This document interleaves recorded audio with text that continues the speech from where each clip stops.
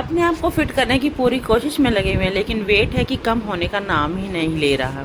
आज सुबह की शुरुआत कुछ इस तरीके से हुई। Hello guys, good morning, Radhe Radhe. कैसे हो आप सब? उम्मीद करते हो स्वस्थ होगे और मस्त होगे।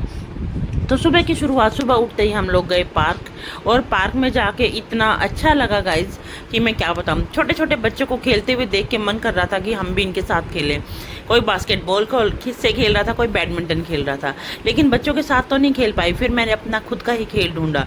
मैंने कोशिश की अपने आप को फिट करने के लिए। मैं सोच रही हूँ कि एक दिन में इतनी सारी एक्सरसाइज कर लूँगी जिससे मैं बिल्कुल पतली हो जाऊँगी, लेकिन गाइज ये डेली रूटीन में रहेगा तभी कुछ हो पाएगा।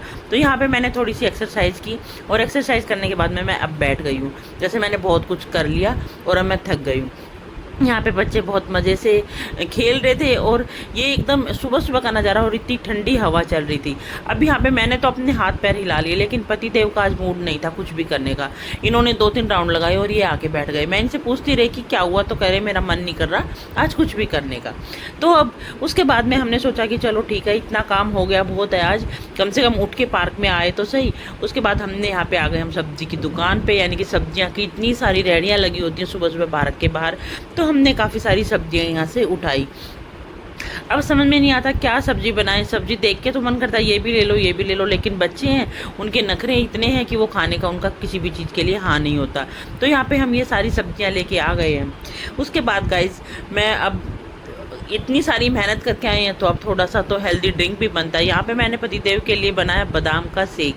यहाँ पे मैंने बादाम भिगो के रखे हुए थे, और इनको मैंने इसमें, ये मैं नया एक वो लेके आई हूँ, उस पर यूज़ करने के लिए मैं अब बहुत ज़्यादा उत्सुक थी। तो यहाँ पे पतिदेव मुझे सिखा रहे हैं कि इसको कैसे यूज़ करना है, जबकि मुझे आता था, लेकिन उनका ये था कि मुझे नहीं आता, तो वो मुझे बता रहे हैं कि ऐसे बनेगा।